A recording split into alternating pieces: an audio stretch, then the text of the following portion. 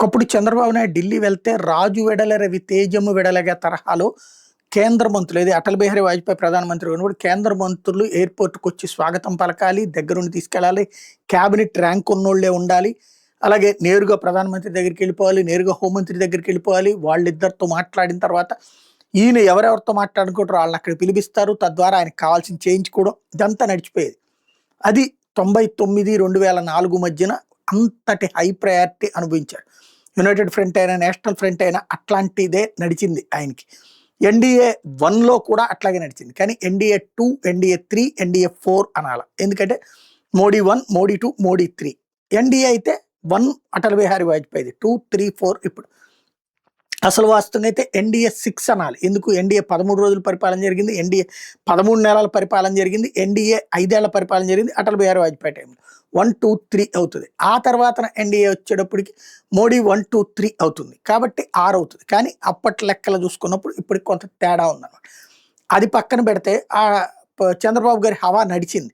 కానీ ఇప్పుడు scene cut చేస్తే ఈ దఫా జరుగుతున్నటువంటిది ఏంటంటే నితిన్ గడ్కరీ కాదు, నితిన్ నబిన్ ఎవరైతే భారతీయ జనతా పార్టీ జాతీయ అధ్యక్షుడిని, వాస్తవిక వరకు బీజేపీ తరపున ఎవరైనా జాతీయ అధ్యక్షులు అయితే అదేదో వాళ్ళ వ్యక్తిగత వ్యవహారం, మాకేం సంబంధం అన్నట్టుగానే వ్యవహారం. అట్లాంటిది తనని కలిసి అభినందించి రావటం అన్నటువంటిది కీలక పరిణామం. అంటే బీజేపీకి సంబంధించిన కార్యాలయానికి సంబంధించిన ఎన్నికల ముందు వెళ్ళారంటే సరే ఏదో లెక్కలు ఉందనుకోవచ్చు. బట్ ఇప్పుడు బీజేపీ జాతీయ అధ్యక్షుడిని కలిసి అభినందించడం అంటే అది బీజేపీ వాళ్ళు చేసుకుంటారు. కాంగ్రెస్ వాళ్ళు కానీ, ఇతర పార్టీ లేకపోతే స్టాలిన్ కానీ, ఈవెన్ నితీష్ కుమార్ కూడా అక్కడికి పోలేదు కదా. వాళ్ళ వ్యక్తిగతమైనటువంటి అంశం బీజేపీ జాతీయ అధ్యక్షుడు.